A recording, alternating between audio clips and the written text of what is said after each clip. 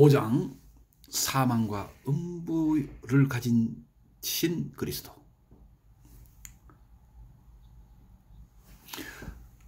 사망과 음부의 열쇠를 가져노니 계시록 1장 18절 말씀입니다. 지난 설교에서 말씀드린 바와 같이 무시무시한 권세들인 사망과 음부도 통치를 받지 않고 제멋대로 소동을 피우도록 남겨져 있는 것이 아닙니다. 사망은 흑암의 영역입니다. 즉 흑암 자체, 아무런 질서도 없는 흑암 그 자체입니다. 그러나 주권자들의 눈이 그것을 내려다보고 있고 주권자들의 손이 그 열쇠를 쥐고 있습니다. 음부 역시 소름 끼치는 영역입니다. 그곳에는 악의 권세들과 공포의 권세들이 높이 자장하고 있으며 무서운 집회를 열고 있습니다. 그러나 음부도 하나님 앞에서는 두려웠답니다. 악의 보좌보다 더 높은 보좌가 있습니다. 하늘이나 땅이나 땅 아래 어느 곳에도 무정부 상태를 야기하도록 남겨진 곳이 하나도 없음을 기뻐합시다. 소란스러운 곳 저 위에는 어느 곳이나 하나님께서 왕으로 세세토록 통치하십니다. 우주의 어느 한 지역도 하나님의 통치로부터 벗어난 곳은 없습니다. 만사가 우연히 일어나지 않습니다. 우연과 혼돈이 통치하는 곳은 그 어느 곳도 없습니다. 그 어느 곳에서도 악이 진실로 영원토록 왕자에 앉아있지는 못합니다. 하나님께서 그 보좌를 하늘에 놓으셨으며 하나님의 나라가 만유를 통치함을 확신하십시오. 가장 낮은 곳에 있는 사망과 음부가 하나님의 통치를 받는다면 이 세상에 있는 모든 것들은 말해서 무엇 하겠습니까? 우리가 본장에서 읽은 바와 같이 사망과 음부의 통치권이 사람이신 그리스도 예수께 속해 있음을 살펴보는 것은 즐거운 일일 것입니다. 이러한 무시무시한 영역들의 열쇠를 쥐고 있는 자들을 요한은 인자 같은 이라 묘사합니다. 그분은 우리 주 예수 그리스도이심을 우리가 압니다. 요한은 주 예수님께 귀하고 영광스러운 변화가 있음을 보았습니다. 그렇지만 여전히 예전의 모습을 인식하셨습니다. 아마도 주님께서 육체로 거하시던 동안에 보았던 못자국과 다른 인성의 흔적들을 인식했던 것 같습니다. 그것은 인류에게 주어진 얼마나 큰 영광입니까? 하나님께서 어느 때에 천사 중 누구에게 사망과 음부의 열쇠를 내가 가지라고 말씀하셨습니까? 그러나 그 열쇠들이 인자하신 예수 그리스도께 맡겨졌습니다. 우리와 같은 뼈를 가지시고 우리와 같은 살을 가지신 모든 점에 있어서 우리와 같으신 예수 그리스도께서 만물을 통치하십니다. 그러나 인성이 신성과 별개로 하나만 드러난 것은 아닙니다. 요한이 밤모섬에서 보았고 간단히 묘사한 우리 주님은 분명히 사람입니다. 하지만 또한 명백하게 신이십니다. 황금 촛대 사이에 서 있는 그 신비로운 사람을 감싸고 있는 영광스러운 강체가 있습니다. 그것은 동정녀말에게서 나오는 것이 아니며 낯살의 사람에게서 나오는 것도 아닙니다. 그 빛은 특별한 빛이며 오직 영원하신 하나님께만 속한 빛입니다. 또한 하나님의 아들 대속주에게 속한 것입니다. 아들의 빛도 아버지와 동일하며 아버지께로부터 얻은 것이 아닙니다. 예수님은 본질적으로 만유를 다스리는 영원토록 복되신 분이십니다. 하나님께서 낮아지심으로 인간의 형상을 취하여 신성과 연합하셨습니다. 그러므로 이제 사람이신 그리스도께서 하나님이 주신 모든 것을 다스리십니다. 이 사실을 즐거워합시다. 그리스도께서는 모든 양떼와 소떼를 다스리시고 공중의 모든 새와 바다의 모든 고기와 바다로 다니는 모든 생물을 다스립니다. 그뿐만 아니라 사망과 음부도 영화롭게 된 사람이신 그리스도의 통치를 받습니다. 하늘에 있는 자들과 땅에 있는 자들과 땅 아래 있는 자들로 모든 무릎을 예수의 이름에 꿇게 하시고 모든 입으로 예수 그리스도를 주라 시인하여 하나님 아버지께 영광을 돌리게 하셨느니라. 빌립보서 2장 10절로 11절 말씀.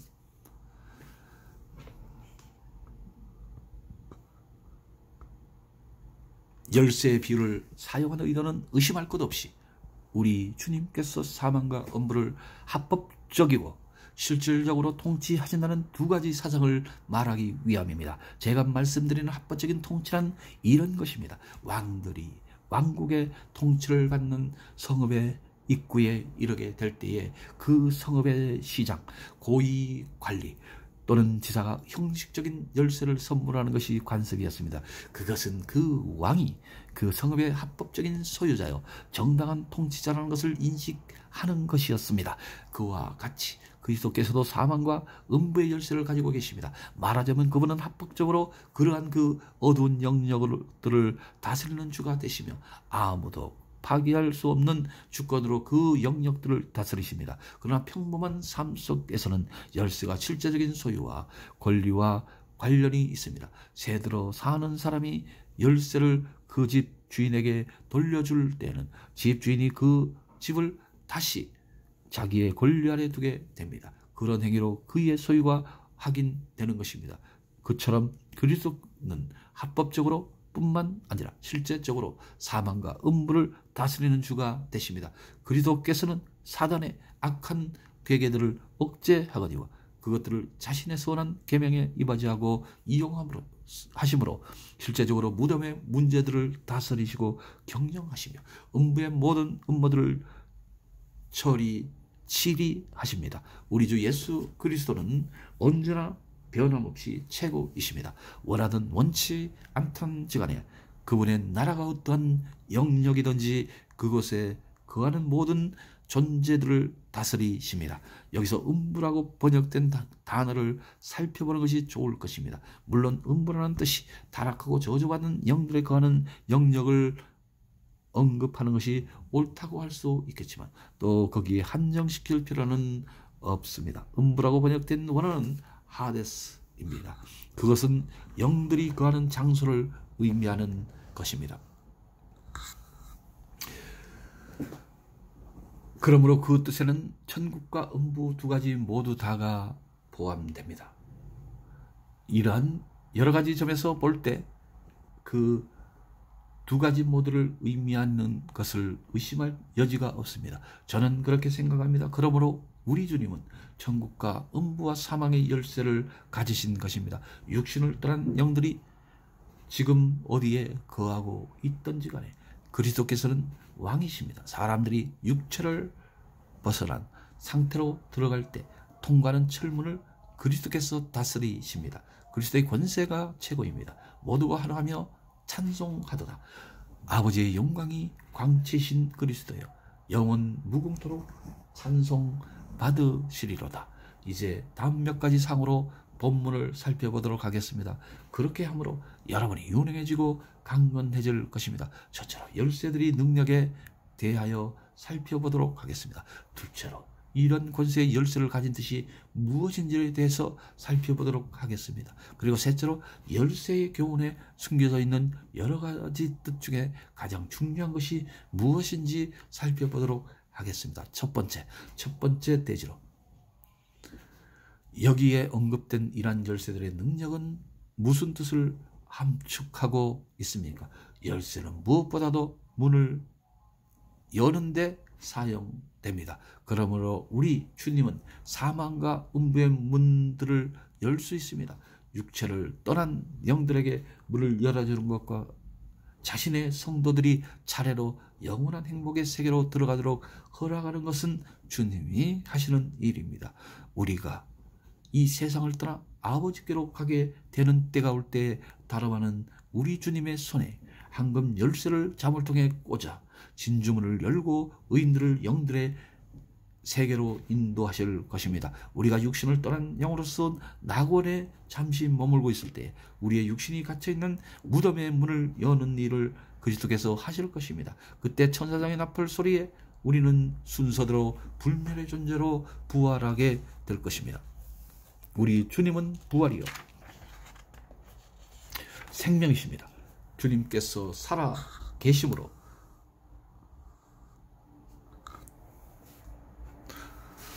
우리도 역시 살게 될 것입니다. 주님의 명령에 의해 사망의 감옥에 꽂혀 있는 모든 문빗장의 고리들이 다 빠질 것이요 무덤에 거대한 철문이 열릴 것입니다. 그때는 우리 몸이 약한 것으로 심었지만 강한 것으로 다시 살며 욕된 것으로 심었지만 영광스러운 것으로 다시 살게 될 것입니다. 이 마른 뼈들이 살 수 있겠습니까? 라고 질문할 필요가 없습니다.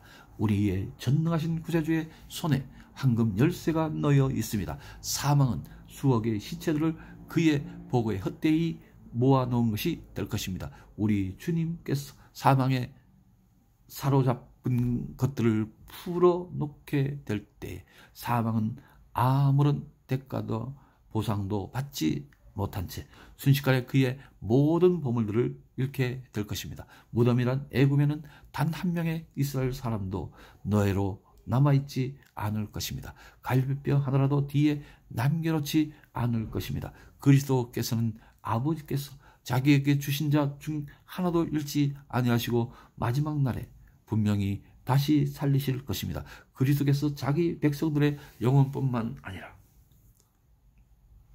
육신까지도 사셨습니다. 그리스도께서 자기 피로 그들을 대속하셨으며 그들의 썩을 육신은 성령께서 거하시는 전입니다. 그분이 자신의 사신 것 중에 한 부분이라도 잃지 않으실 것을 확신하십시오. 대속주께서 자기 피로 값주고 산 소유 중에 일부라도 빼앗기는 것은 하늘에 계신 아버지의 뜻이 아닙니다. 주의 죽은 자들을 살아나고 우리의 시체들은 이런 날이다. 이사야 26장 19절 말씀. 그러나 열쇠는 또한 문을 잠그는 데 사용됩니다.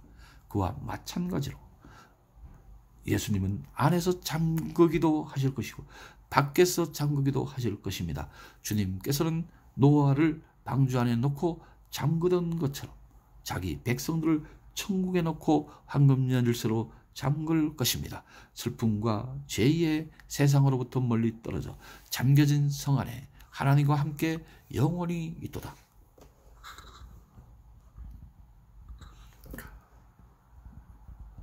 영화롭게 된 성도들이 이제 그들의 높은 지로부터 타락하거나 그들이 겪은 모든 구원을 맛본 후에 멸망할 두려움은 전혀 없습니다. 천국은 영원토록 안전한 장소입니다. 성도들의 원수들이 드나들 수 있었던 문들도 이제 굳게 잠길 것이고 굳게 잠긴 문들로 말미암아 그들의 기쁨도 사라질 것입니다.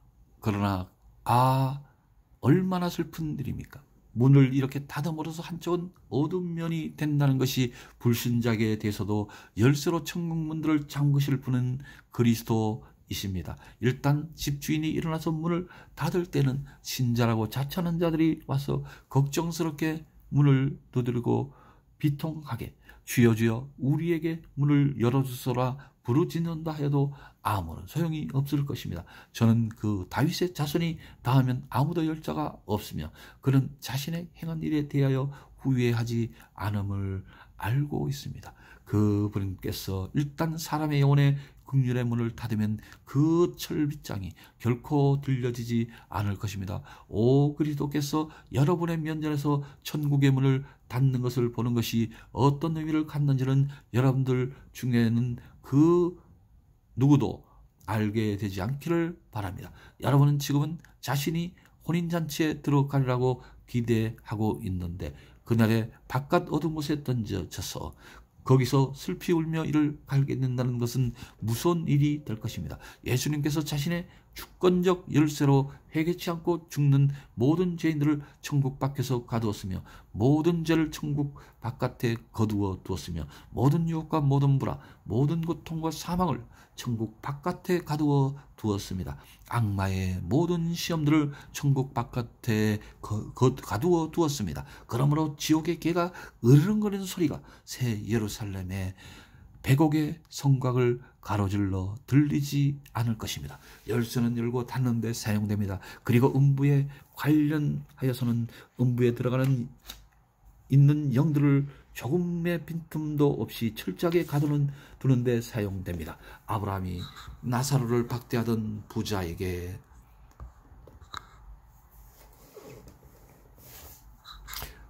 말하여 말했습니다. 너희와 우리 사이에 큰 구렁이 끼어 있어.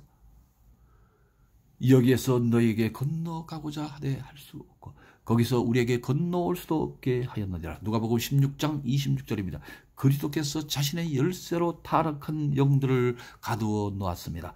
그러므로 그들은 집행 유예로 휴식할 수가 없으며 특사로 벗어날 수도 없습니다. 여러분은 그렇게 갇혀지지 않기를 바랍니다. 그리스도께서 그 갇히신 열쇠로 사단을 가두어 놓습니다. 사단은 1000년 동안 묶여있게 될 것입니다. 그리고 예수님께서 그 사슬을 쥐고 계실 것입니다. 오직 우리의 임마누엘께서만 이 옛뱀을 묶을 수 있습니다. 크리스찬에게 유혹이 없을 때는 구세주께서 그 억제시키는 능력으로 적장을 물리치시는 기 때문입니다. 그리고 만일 원수가 홍수같이 들어온다면 그것은 예수님께서 시련이 임하도록 허락하셨기 때문입니다. 구덩이에 있는 사자의 모든 어렁거림은 우리 주님께서 허락하심으로 이루어지는 것입니다. 주님께서 허락하지 않으신다면 사자는 결코 어렁거리는 일을 할 수 없을 것입니다. 천년 왕국의 그 복된 날에 옛뱀을 결박할 그 열쇠는 우리 주님의 능력이요 최후의 승리에 상징하는 것입니다. 그때는 더 이상 땅 위에 죄가 없겠고 악은 음부에 소름 끼치는 동굴 속에 갇혀 있게 될 것입니다. 그러는 날이 인자여 중보자이며 우리 주요 하나님이신 그리스도 예수님으로 말미암아 성취될 것입니다. 그러므로 열고 닫고 안에 거두고 밖에 가두는 것이 열쇠하는 일입니다. 열쇠로 말미암아 여기서 우리 주님이 통치하심을 훨씬 더 잘 이해할 수 있음이 분명합니다. 왜냐하면 열쇠는 동양에서 통치를 상징하는 것이기 때문입니다. 예수님은 다윗의 열쇠를 가지실 것입니다.